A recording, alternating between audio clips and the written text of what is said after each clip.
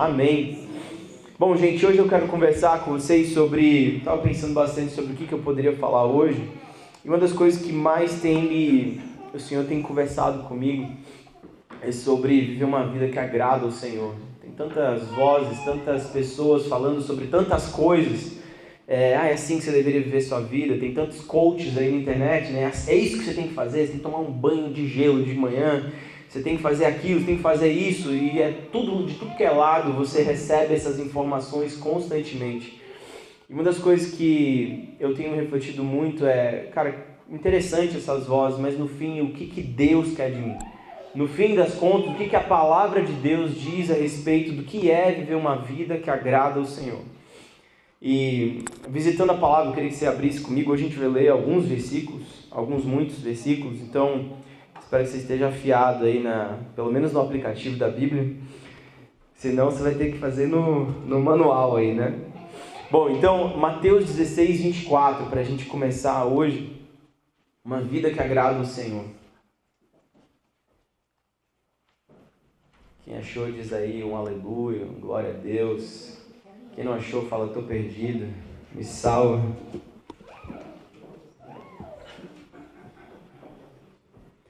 Mateus 16, 24. Acharam aí? Amém. Muito bom. Então, disse Jesus aos seus discípulos: se alguém quiser acompanhar-me, negue-se a si mesmo, tome a sua cruz e siga-me.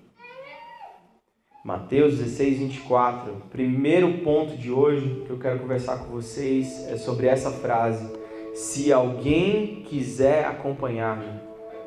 Então, o primeiro ponto que eu tenho hoje é sobre nós queremos acompanhar a Deus. Se você quiser viver uma vida que agrada ao Senhor, a primeira coisa que você precisa é realmente querer acompanhar ao Senhor. É viver uma vida para Ele. E Mateus 6,33 diz uma das verdades mais repetidas dentro das igrejas, que é: busquem, pois, em primeiro lugar o reino de Deus e a sua justiça, e todas essas coisas lhes serão acrescentadas. Isso ele falando sobre bens, principalmente sobre necessidades, né? Sobre o alimento para comer, sobre a veste para vestir. Ele fala assim: portanto, não se preocupem com o amanhã, pois o amanhã trará suas próprias preocupações. Basta cada dia o seu próprio mal. Então, quando a gente fala sobre querer acompanhar o Senhor, a primeira coisa que a gente precisa entender é que a vida que nós vivemos aqui hoje, ela não foi construída por um coach, ela não foi construída pelo teu chefe, ela não foi construída pelas instituições. Essa vida que nós vivemos aqui, ela foi criada pelo nosso Criador. Ela foi criada por Deus. E quando Ele cria esse mundo, em Gênesis 1, 28, se você quiser abrir comigo, Gênesis 1, 28, a Bíblia fala, começando no 26, Ele vai falar que Ele nos criou na sua imagem, na sua semelhança. E Gênesis 1, 28, Ele dá como se fosse a missão do homem aqui na Terra. Ele fala assim, cara, existe esse universo, existe esse mundo que eu criei, aqui estão vocês que foram criados na minha imagem e semelhança, e quando eu estou criando esse ser humano para me representar lá, qual é a sua missão? Gênesis 1, 28, também conhecido como mandato cultural. Ele fala assim: Deus os abençoou e lhes disse: sejam férteis, multipliquem-se, encham e subjuguem a terra. Dominem sobre os peixes do mar, sobre as aves do céu e sobre todos os animais que se movem pela terra. Então, pensa o seguinte: você tem um mundo criado, você tem um universo criado, com diversos planetas, de tudo isso que a gente conhece hoje, e você tem um planeta com um jardim no meio dele. Todo o resto a gente não sabe muito, mas a gente, pelo que a Bíblia fala, era meio caótico, que tinha fora desse jardim. Mas ele fala assim, vocês que eu estou colocando dentro desse jardim, a minha vontade é que vocês se multipliquem, a minha vontade é que vocês sejam férteis, a minha vontade é que vocês encham, que vocês subjuguem a terra. Essa presença que vocês vivem comigo aqui nesse jardim, isso que vocês conhecem diariamente, na virada da tarde, do dia, isso que vocês têm comigo, é isso que eu quero que vocês expandam para todo o resto do globo. E uma das coisas que a gente vai ver depois do homem cai, você sabe dessa história, né? Então o homem cai, aí a morte entra, a doença entra, e a maioria das nossas dificuldades hoje gira em torno dessa queda que teve lá no Jardim do Éden, né? Então muitas das coisas que a gente lida hoje, desde as doenças mais complexas até a perda de entes queridos e diversas outras coisas, a gente vive por causa dessa queda, dessa desobediência do homem ao que Deus tinha falado para eles, para não comer do fruto da árvore do conhecimento do bem e do mal.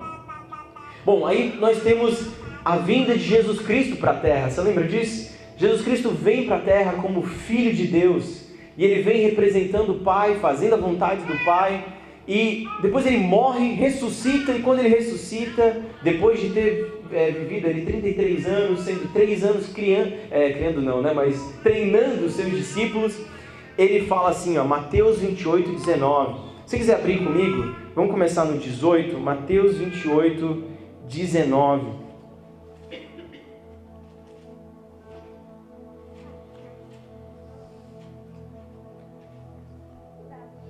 Começa no 18, na verdade, 18.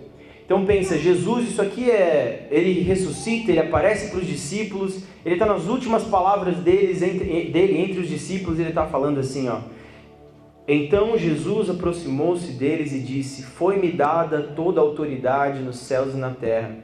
Portanto, vão, é o famoso ide e façam discípulos de todas as nações, batizando-os em nome do Pai, do Filho e do Espírito Santo, ensinando-os a obedecer tudo o que eu ordenei a vocês, e eu estarei sempre com vocês, até o fim dos tempos. Então, Jesus aparece para eles e ele fala assim, olha, eu sei que eu criei o mundo, eu sei que isso tudo aconteceu, eu sei que vocês caíram, mas eu vim e eu morri por vocês. Eu não só morri por vocês, eu tenho agora toda a autoridade nos céus e na terra, e não só isso, eu estou enviando vocês.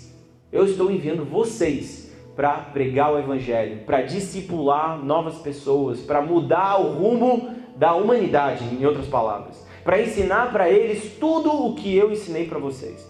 É isso que Jesus estava falando. E eu sei que o que nós conhecemos como Evangelho, assim, de forma geral, principalmente no Brasil, é um Evangelho que se resume a basicamente você ser salvo e agora você não vai mais para o céu, para ir para o inferno, agora você vai para o céu, né? E aí, se fosse só isso, a verdade é que a gente não precisa nem mais viver, né? Foi salvo, morreu, fechou, vai para o céu, está tudo certo. Mas o convite de Jesus é muito maior do que isso. Porque a salvação, ela é a porta de entrada para o reino de Deus. Quando você foi salvo, quando você aceitou Jesus, você fala, eu quero seguir esse Jesus. Quando você disse assim, a partir de hoje a minha vida é dele. Isso é o que nós estamos falando assim, nós queremos acompanhar o Senhor. Eu quero isso. Né? Eu estou disposto a fazer isso. Só que esse é o início de tudo. Esse é o teu primeiro passo para dentro desse reino instituído por Jesus. Esse reino que Jesus falava para os discípulos. Ei, o reino está entre vós. Ah, mas quando não sei o quê? O reino está entre vocês. O reino está aqui. O reino é agora. O reino, é isso que ele falava.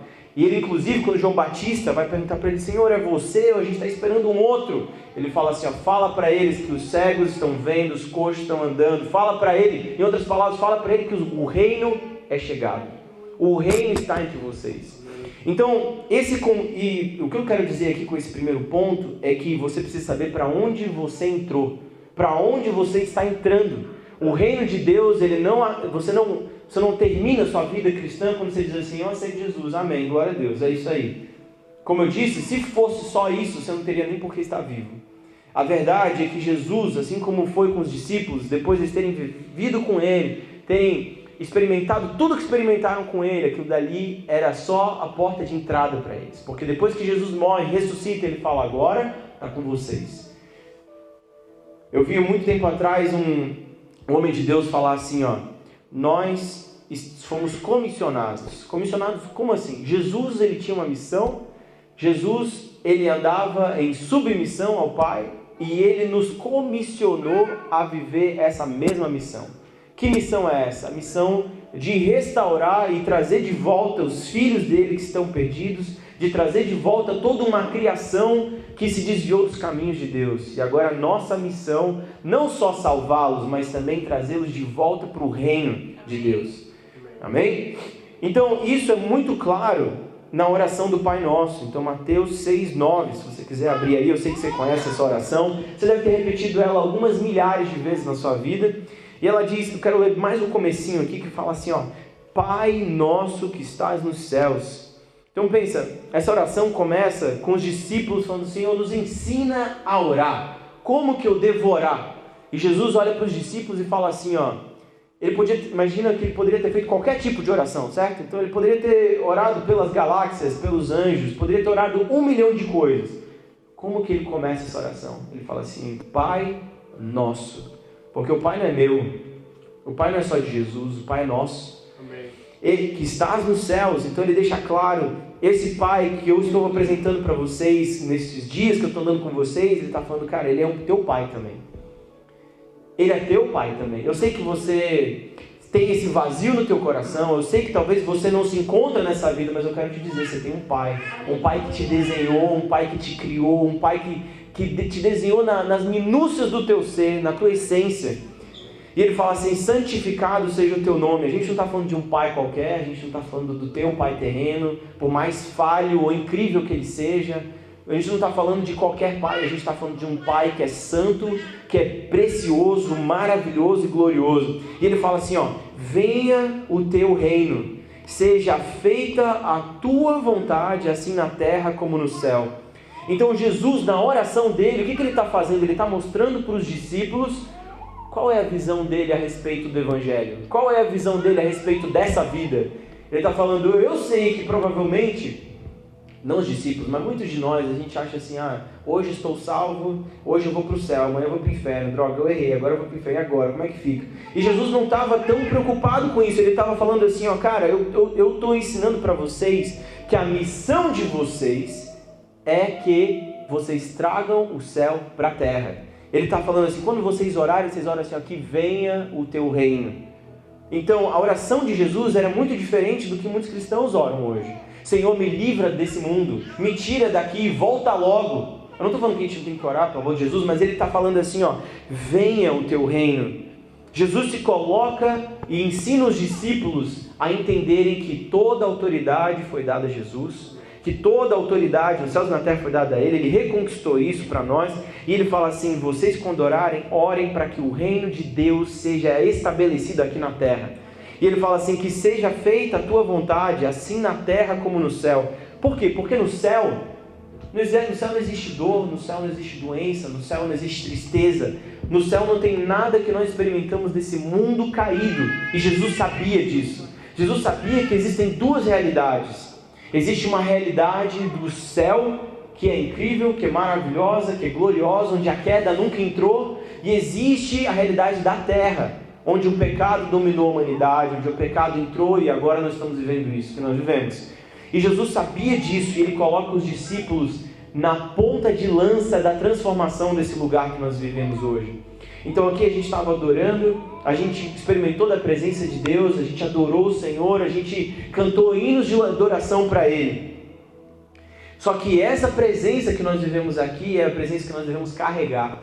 É a presença que nós devemos carregar no nosso trabalho, é a presença que nós devemos carregar lá na nossa empresa, lá na nossa universidade, na nossa escola. Esse é o convite de Jesus.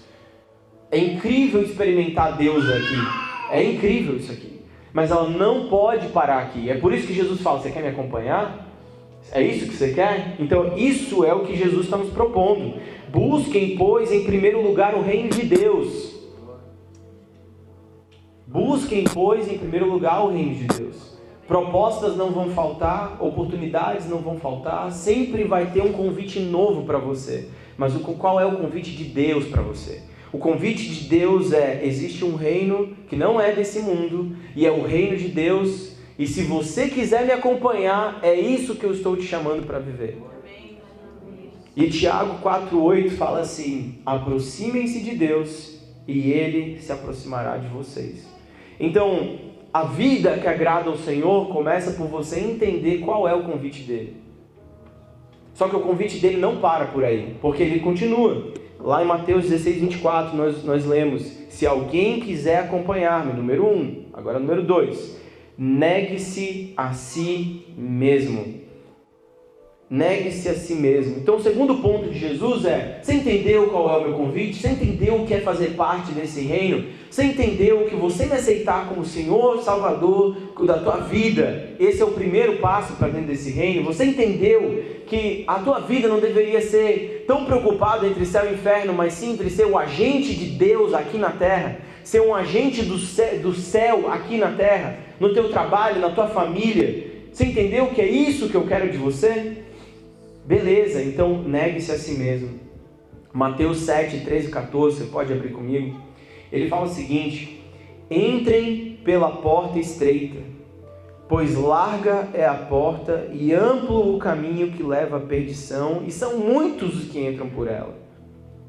Como é estreita a porta! Como é estreita a porta! A gente vive num tempo que, talvez vocês devem estar acompanhando nas mídias sociais, nos jornais, a gente tem tantas quedas acontecendo dentro do meio evangélico, e cada vez mais eu me sinto convidado e puxado para o Espírito Santo a voltar para esse tipo de passagem.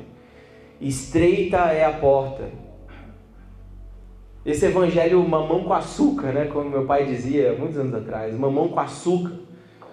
Esse evangelho que, tudo pode, é isso aí, você já está salvo, glória a Deus.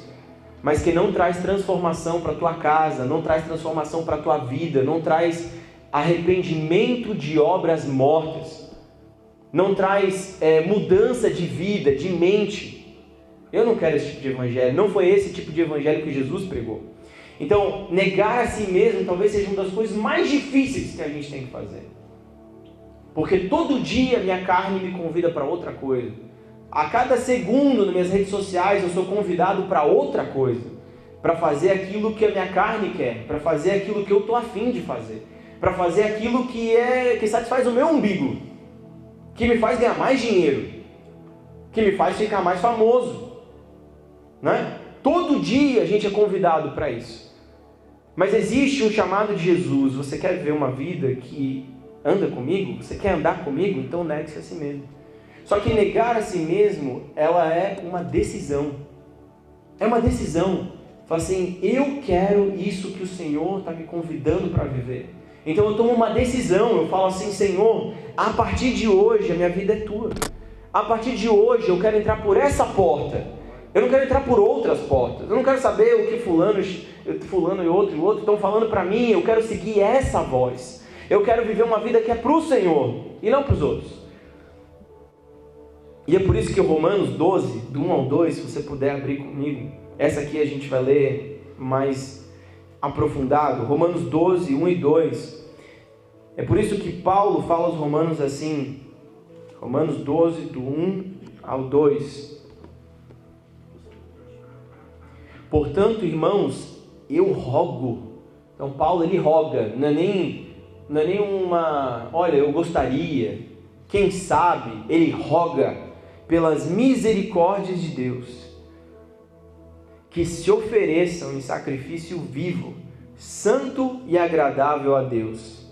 Esse é o culto, presta atenção nessa palavra, racional de vocês. Então, Paulo, ele fala o seguinte: eu estou rogando para vocês, pelas misericórdias de Deus, que vocês se ofereçam, presta atenção nessas 3 palavras, em sacrifício vivo.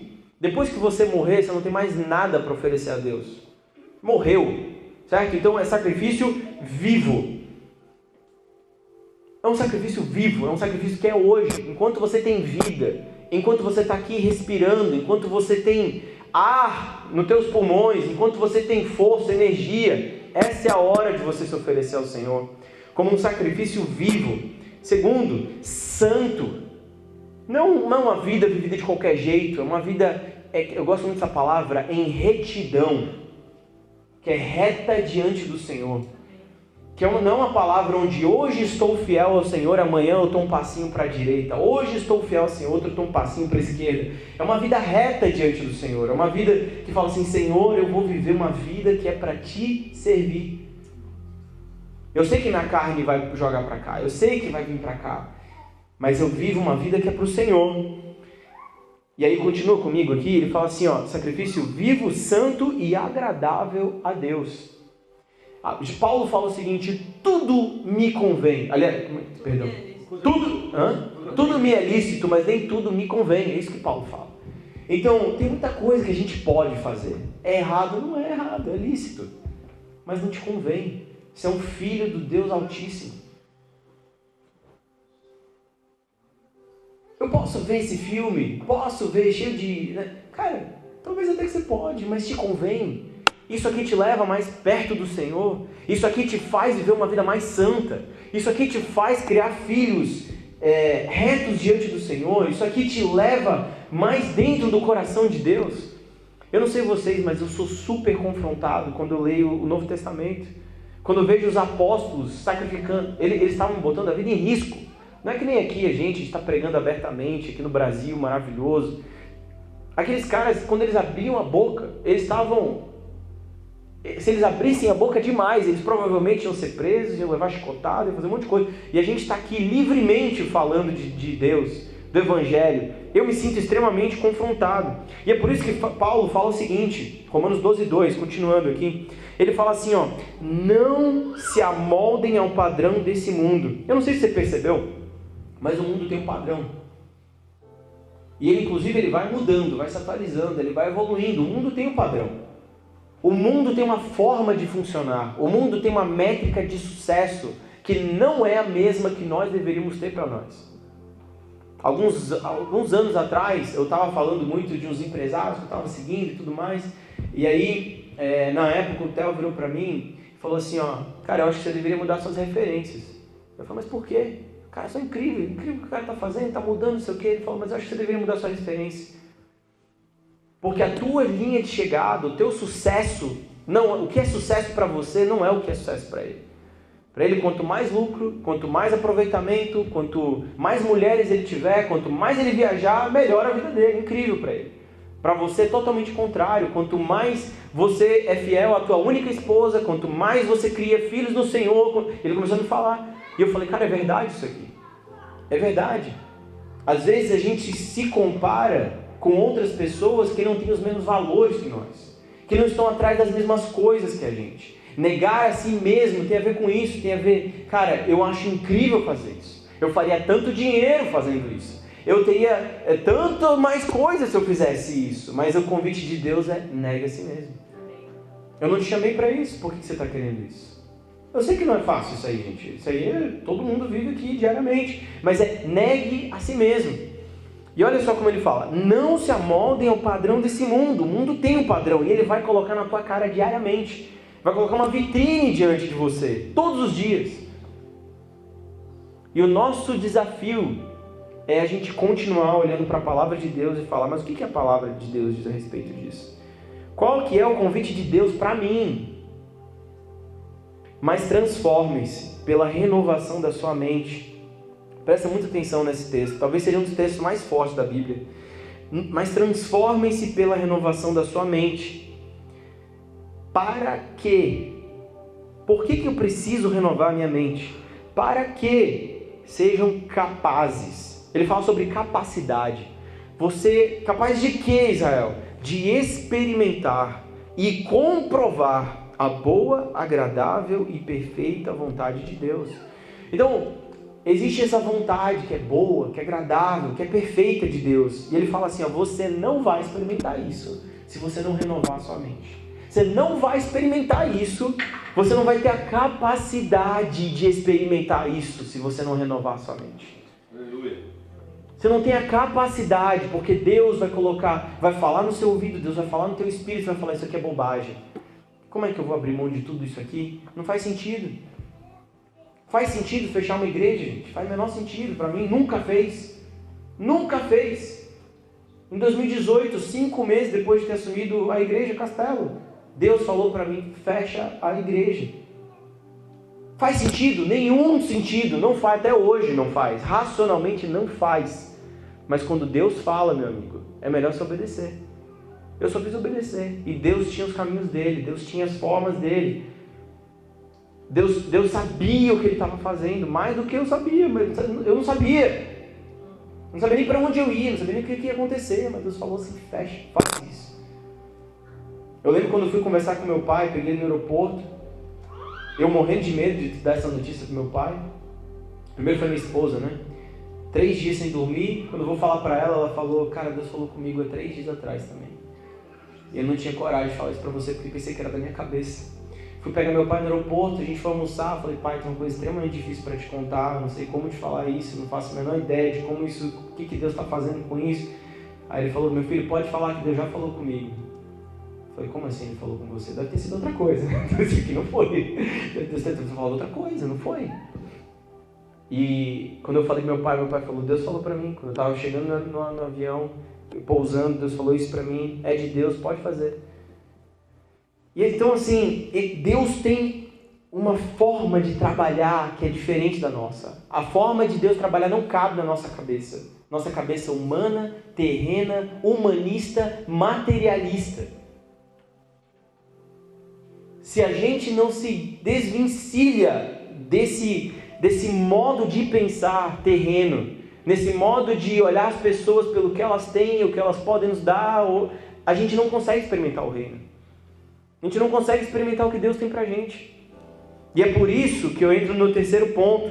Jesus fala assim, ó, se alguém quiser acompanhar-me, negue-se a si mesmo. Terceiro, tome a sua cruz. E eu, enquanto estava preparando aqui, eu fiquei, sabe quando você fica lutando com esse terceiro ponto, porque eu falei, mas não é igual ao segundo? Será que tem alguma coisa diferente? E eu fiquei pensando sobre o carregar a sua cruz. A Bíblia fala sobre essa porta estreita, mas ela também fala sobre um caminho que é estreito. Ainda no mesmo versículo que a gente leu lá atrás, Mateus 7,14, ele fala assim, como é estreita a porta e apertado o caminho que leva à vida. A verdade é que não é só entrar pelo reino, não é só entrar no reino, é viver o reino diariamente. Levar a sua cruz é morrer diariamente para você mesmo. É você diariamente lutar contra a sua própria carne. É diariamente falar assim, eu escolho Deus. Eu escolho viver para Deus. Eu escolho seguir os caminhos de Deus. Eu e minha casa vamos servir ao Senhor todos os dias da nossa vida. Não é só uma decisão de um dia. É uma decisão para o resto da vida. É uma decisão que precisa seguir diariamente. Romanos 8,13 fala assim, pois se vocês viverem de acordo com a carne, morrerão. Mas se pelo Espírito fizerem morrer os atos do corpo, vocês viverão. Porque todos os que são guiados pelo Espírito de Deus são filhos de Deus. Então, carregar a cruz é essa morte diária, esse sacrifício vivo, santo, agradável, diário. Todo dia é se prostrar diante do Senhor e falar, Senhor Deus, a minha vida é tua. Senhor Deus, a minha família é tua. O Senhor é meu Deus. O Senhor é o meu Salvador, mas também é o meu Rei. O meu Senhor. Não é só Salvador. O Senhor também é o meu Rei. O que o Senhor falar para eu fazer, eu vou fazer. É para largar tudo? Eu vou largar tudo. É para vender tudo? Eu vou vender tudo. É para fazer uma coisa muito doida? Eu vou fazer uma coisa muito doida. Isso é seguir a Deus. Essa é a vida de Deus. Essa é a vida com Deus. É uma vida que nos convida a viver, a morrer para a carne. A ser guiado pelo Espírito. É uma vida que no verão eu deixo de ir para a praia para vir para a igreja. Cultuar a Deus. Quer dizer que eu não posso ir para a praia? Pode, vai de manhã, pô. À noite tem culto. Tem culto. Vamos servir a Deus, Deus é prioridade. Primeiro lugar, o reino de Deus. E eu digo isso até como uma coisa lá do passado, de pensar assim, cara, como a gente troca as coisas de Deus por tão pouco. Como que a gente coloca, mas tem fulano tá me visitando, ele traz para o culto. Não quer vir para o culto, então fica aí, eu vou para o culto. Afinal, a gente precisa decidir quem é Deus pra gente. Seguir a Deus é morrer todos os dias. Para a vontade dele. E sabe o quão forte é isso aqui, gente? Quando a gente vê Jesus com os discípulos, ele está pregando lá, Jesus traz talvez a palavra mais difícil, a palavra pregada mais difícil de engolir na história do mundo, foi quando Jesus vira para os discípulos, uma penca de discípulos ali com ele, e fala assim: quem não comer da minha carne, quem não beber do meu sangue, não tem parte comigo. A pregação mais difícil de engolir para um judeu, eu não consigo pensar em outra pior do que essa. Não existe, até para a gente, né? Estamos aqui no Ocidente, falar comer da tua carne, beber do teu sangue, que loucura é essa? O que você está falando? De novo, a gente não consegue entender as coisas de Deus se a gente não tiver uma mente celestial, uma mente renovada. Jesus não está falando do corpo dele, Jesus não está falando do sangue dele, Jesus estava falando de você viver a vida dele, de você viver uma vida que é sacrificial, de você viver uma vida que é entregue para ele, até mesmo uma vida de morte, se for necessário. Essa é a pregação de Jesus. E quando os discípulos querem ir embora, Jesus nem se importa, porque Jesus nunca mudou uma mensagem para atrair um público. Jesus não muda a mensagem dele. A mensagem de Jesus continua sendo da porta estreita, do caminho apertado, e se você quiser me seguir, negue-se a si mesmo, tome a sua cruz, e quarto ponto, me siga. Mateus 6,2 fala assim: ninguém pode servir a dois senhores, pois odiará um e amará o outro, ou se dedicará a um e desprezará o outro. Vocês não podem servir a Deus e a Mamon. E essa passagem, por que eu estou trazendo essa passagem aqui? A gente está em Jurerê Internacional e a gente não precisa fingir que a gente não está aqui. A gente está aqui em Jurerê Internacional. E é incrível o conforto, é incrível o conforto que o dinheiro pode nos dar. Mas Jesus, ele poderia ter pego qualquer deus do passado lá, que você imaginar. Um deus grego, um deus romano, um deus egípcio, ele poderia ter citado qualquer deus. E Jesus, ele pega e fala assim, ele poderia ter escolhido qualquer um, mas ele fala assim: você não pode servir a Deus e a Mamon. A verdade é que nós não só vivemos num mundo onde a gente é constantemente exposto à sexualidade, exposto a um monte de coisa, mas o conforto também. É muito mais confortável assistir um culto online, gente. É ou não é? Você não precisa nem se vestir, você bota lá de pijama, assiste lá igual um filme da Netflix. É maravilhoso, né? Então assim, no mundo que a gente vive hoje, onde a pobreza ela existe, mas ela está cada vez menor, se você olhar historicamente, desde a Revolução Industrial, a gente está vivendo uma decadência, a pobreza está diminuindo no mundo. E se você olha para isso, você pensa assim, a vida, hoje a gente vive em lugares que talvez reis do passado não pisaram. A gente tem acesso a coisas que imperadores não tiveram acesso, mas a gente tem acesso hoje. E o cuidado que a gente tem que ter, se a gente quiser seguir a Cristo, é de não colocar o dinheiro na frente de Deus, o conforto na frente de Deus, porque é muito sutil. A sexualidade, ela é bem exposta, né? Ela é exposta, já pá, você consegue ver. Se você tem um mínimo de temor de Deus, você olha para aquilo e você fala assim, cara, isso aqui não agrada a Deus. Agora, o dinheiro é muito sutil. De repente o teu coração, você está girando a tua vida atrás de dinheiro. De repente a tua vida inteira gira atrás de dinheiro. O teu tempo com os teus filhos é morto, é deixado de lado, porque você tem que ganhar mais dinheiro. Tudo é colocado atrás, porque mais dinheiro, mais dinheiro, mais dinheiro, mais conforto, mais conforto. E aí quando a gente vive uma vida inteira desse jeito e a gente perde a chance dos tempos com Deus, do que a gente estava falando, simples, diante do Senhor, prostrado diante dele. Mas é errado então, Israel? Não, desde que ele não seja o seu Senhor. É isso que Jesus está falando. Ele falou assim, cara, você quer servir a Deus ou a Mamon? Quando você servir a Deus, e a gente tem isso ao longo de toda a palavra de Deus, você vai ver Deus abençoando seus filhos prosperando, você vai ver isso acontecer, você vai ver com Abraão, você vai ver com Isaac, Jacó, com José, você vai ver com todo mundo. A prosperidade seguindo eles, mas nunca como o norte deles. Você está entendendo?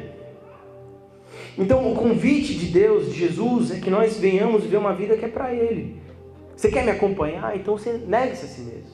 Negue aquilo que te atrai. Negue aquilo que você viveu lá para trás, seu passado. As coisas que você fazia, que você achava incrível. Negue isso aí. Toma a tua cruz e me segue. Então toma a tua cruz, anda com essa cruz aí. Morre dia a dia. Passa por esse processo de santificação. Você foi justificado quando você aceitou Jesus. Você está sendo santificado diariamente, andando com o Senhor. E você vai ser glorificado um dia quando o Senhor voltar, amém? Amém. Então, Filipenses 1:21, Paulo deixa isso aqui muito claro. Ele fala assim, porque para mim viver é Cristo e o morrer é lucro. Para mim o viver é Cristo e o morrer é lucro. Sabe, quando o ser humano é colocado lá no Éden, o ser humano, o homem, a mulher, eles conheciam uma voz. Tinha uma voz que eles obedeciam, uma voz que eles conheciam, uma voz que dizia quem eles eram, para que eles foram criados, o que eles deviam fazer e o que eles não deviam fazer. Uma voz. E de repente eles decidem ouvir outra voz. E desde o dia que eles decidiram ouvir essa outra voz, nós até hoje colhemos as consequências dessa decisão que eles fizeram. Só que esse mesmo desafio que eles viveram lá atrás, a gente vive diariamente hoje. Existe uma voz que você sabe que quando ela fala com você, você deve obedecer. Amém. Existe uma voz, desde o Gênesis, que fala com o ser humano, que te leva para uma satisfação na tua alma, que você não precisa viver a tua vida atrás de dinheiro e de um monte de coisa. Existe uma voz que quando fala, ela diz quem você é e você se sente completo, você se sente pleno, você se sente vivo, você sabe que você não precisa de mais nada. Existe uma voz que fala assim, cara, uma voz que te satisfaz. A tua esposa pode falar 1000 coisas para você. Você ainda vai ter um vazio dentro do teu coração. Teus amigos podem falar 1 milhão de coisas para você. Você ainda vai ter um vazio no teu coração. Mas o dia que você ouve do teu Pai celestial, você é meu filho amado, eu tenho prazer em você. De repente esse gap começa a sumir. Ele some. Porque você foi criado para obedecer essa voz. Você foi criado para ser definido por essa voz. Isso é viver uma vida para Deus. É uma vida que não vive para o seu umbigo, uma vida que vive para os feitos do Senhor, que vive para os planos do Senhor. Eu não sei se você sabe, a gente está aqui em 2024, existe um mundo que aconteceu para trás, uma história inteira de pessoas que viveram com Deus para trás. Pessoas que viveram com Deus, pessoas que se desviaram de Deus, pessoas que não serviram a Deus, impérios que cresceram e que foram destruídos ao longo da história, que a gente tem até uma historiadora entre nós, né? Manja bem das coisas. Você sabe, hoje tudo que é incrível, amanhã pode não ser. Tudo vai passar, mas a palavra de Deus permanece para sempre. Existe uma voz, existe uma verdade, pela qual a gente deveria viver, como os discípulos falavam, né? Nele vivemos, nos movemos e existimos. Nós deveríamos ser guiados por essa voz. Essa voz pode falar coisas que a gente não entende, mas que a gente sabe que precisa seguir. 2018, a gente ouviu de Deus, eu e minha esposa, que a gente deveria fechar a igreja, a gente fez isso. A decisão mais difícil que eu tomei na minha vida até hoje. Mais difícil que eu tomei até hoje. Até hoje eu sinto saudade de vocês. Até hoje. Porque a gente tinha uma conexão que era no espírito, uma conexão que vai além do emocional. É uma conexão no espírito, de uma família que vivia junto, de comunidade. Decisão mais difícil. Eu não fazia ideia do que me aguardava. 4, 5 meses depois, Deus nos leva lá para São Paulo, cumprindo uma palavra lá de 2014, que a gente andaria com os líderes lá. De repente a gente participa do maior evento nacional aí de mover de Deus no Brasil, histórico, não fazia ideia de que ia viver isso, mas simplesmente porque eu decidi ouvir a voz de Deus, fecha a igreja. Só Deus sabe o que veio pra frente, tá? A gente nunca sabe, de repente a gente volta pra cá, nem sei, não faço ideia. Eu não sei, minha mãe tá feliz. Bom, a gente não faz ideia do que vem pra frente. Eu só sei que Deus tinha seus planos em São Paulo, e Deus está fazendo, Deus une. Eu lembro o dia que eu olhei para a Lana, eu faço engenharia mecânica. Eu falei, não tem o menor sentido, você falou, não tem nada a ver com você isso aí, você deveria fazer, sei lá, psicologia. E aí depois você vai ver os planos de Deus cumprindo lá na frente. Eu lembro 15 dias antes de conhecer a Lana, a palavra que eu recebi, tua mulher loura, dos olhos claros, 5 anos mais nova que você, tá aqui, ó. Sabe, o que eu quero dizer é que existe um chamado para viver com o Senhor, que é ouvindo a voz dEle e obedecendo. Dando os passos de fé, sacrificando, vivendo por aquilo que a gente não consegue ver com os nossos olhos. mas que o Senhor construiu para a gente andar de fé em fé, de glória em glória.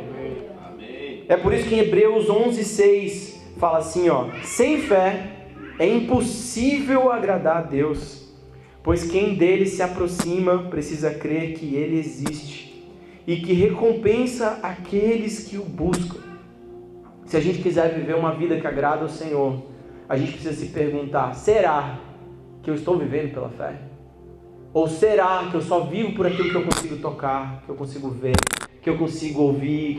Será que eu estou vivendo mesmo o que Romanos 1,16 fala? Que o justo viverá pela fé. Será que quando a gente lê o Novo Testamento, a gente consegue se ver naquela história?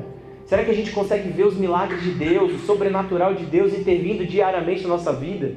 Será que a gente consegue se desvencilhar, quando a gente se prostra diante de Deus, será que você consegue entregar isso que tanto tem pego o teu coração? Essa coisa que tanto tem dominado a tua vida, a tua mente, teus pensamentos. Será que você consegue falar, eu entrego? Se o Senhor me pedir isso aqui, eu entrego. Se o Senhor me pedir essa empresa, eu entrego. Se o Senhor me pedir esse carro, eu entrego. Se o Senhor me pedir, seja lá o que for. Será que a gente consegue fazer isso? Uma vida que agrada ao Senhor é uma vida onde Ele é Deus, onde Ele é o Senhor, onde Ele tem a voz final, onde quando Ele fala, você não precisa checar a tua conta bancária, porque você sabe que o mesmo que te falou é quem vai te prover cada centavo que você precisa. Esse é o Deus que a gente serve. Um Deus que existe antes de você e que tem um plano antes de você existir e que está fazendo o plano dele na terra. E em vez da gente orar para Deus abençoar os nossos planos, nós deveríamos orar para a gente fazer parte dos planos dele. É por isso que ele fala assim, quer me acompanhar? Negue-se a si mesmo, carregue sua cruz e me siga. O chamado de Deus é que a gente siga ele. É que a gente possa terminar a nossa vida dizendo assim, se eu continuar vivendo mais um dia, é para Cristo. E se eu morrer, é o lucro completamente, porque eu vou estar com Ele também.